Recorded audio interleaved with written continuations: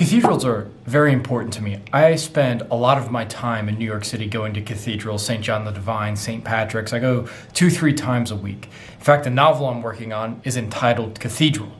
So when I saw Notre Dame burning yesterday, I really was, it hit me, and I think it hit a lot of people. It stung.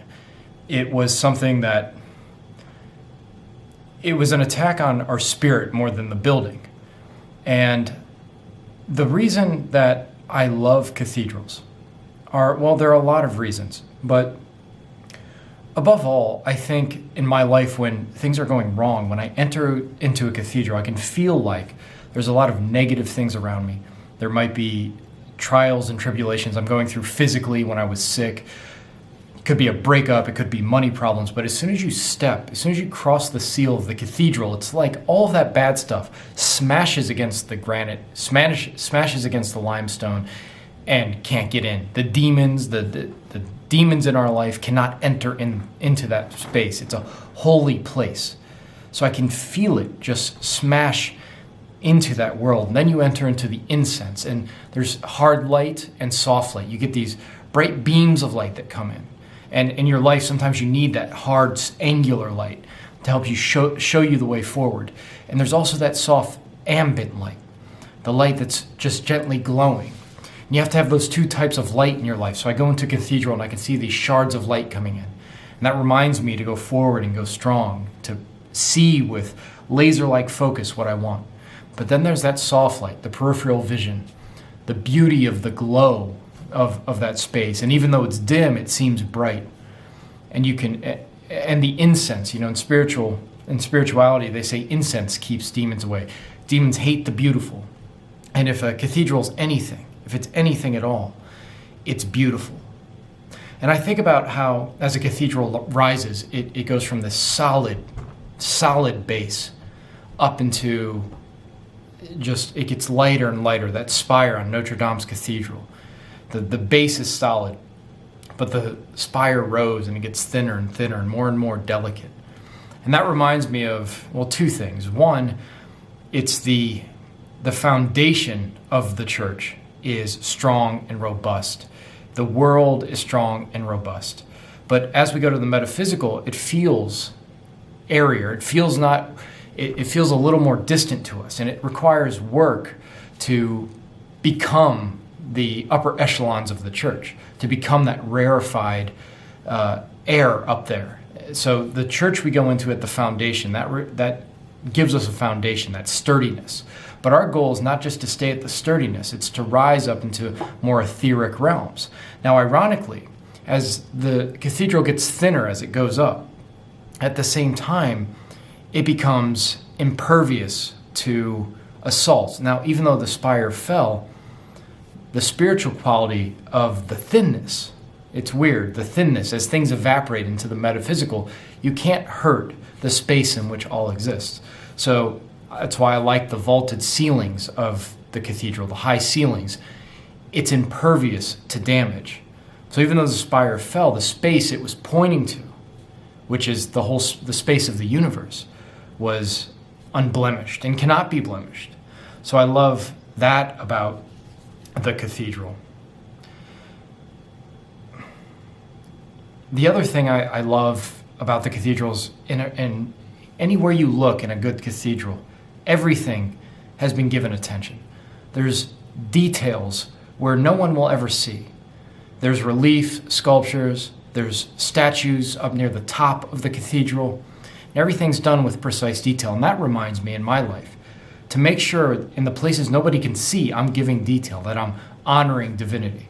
And that includes my own mind. That's somewhere no one can see. That represents the heights of the cathedral. No one can see up there, but still the workmen, the craftsmen, put exquisite attention to detail there. So in our own lives, we want to make sure that everything looks beautiful and it's devoted to divinity, to the highest.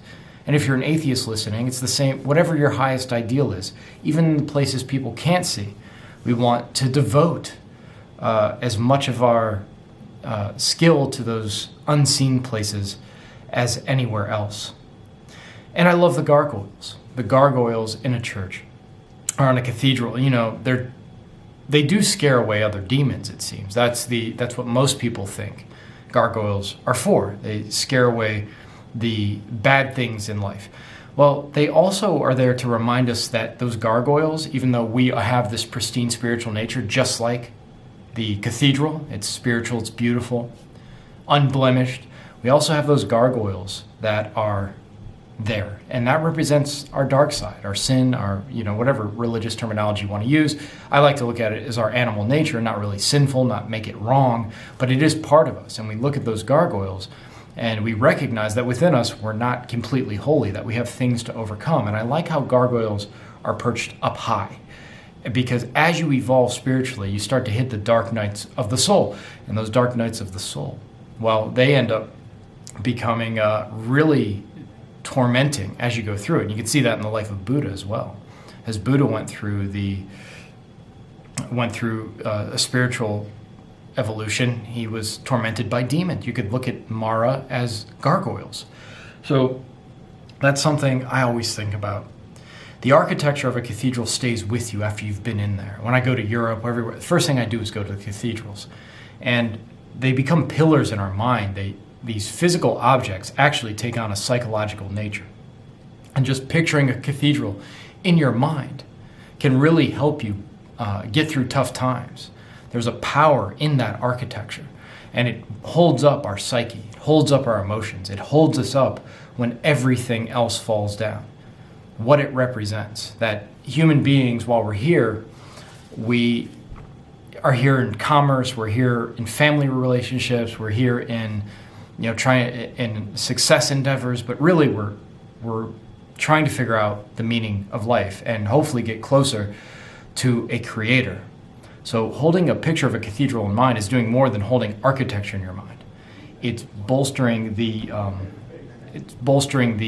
psychology of your being. It's bolstering your spirit. So it's a pillar in your mind. And I always talk about this in relationships, that a relationship on a spiritual foundation does not easily falter.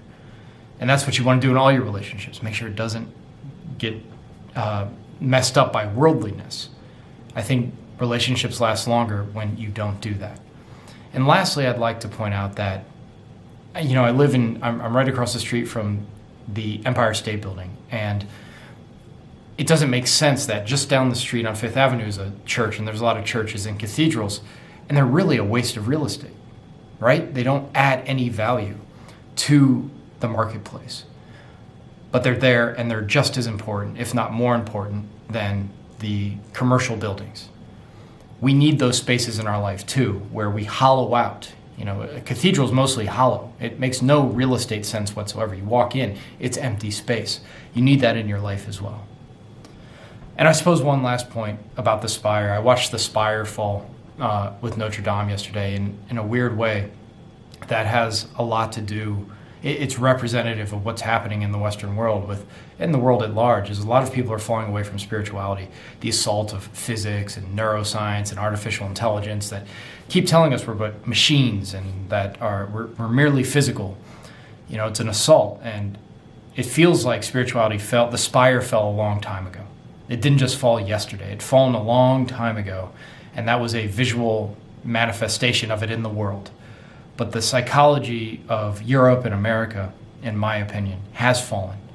And it's fallen because they've drifted away from spirituality. I'm not talking about religion per se. I'm just talking about a belief in a creator. And I think in your life, maybe your spirituality is sort of burned down, even as an accident, just like the cathedral. So maybe that represents your life spiritually, and just the way they're going to renovate and rebuild, and that fire reminds them of how important that monument is and spirituality is. Maybe it burning down will help you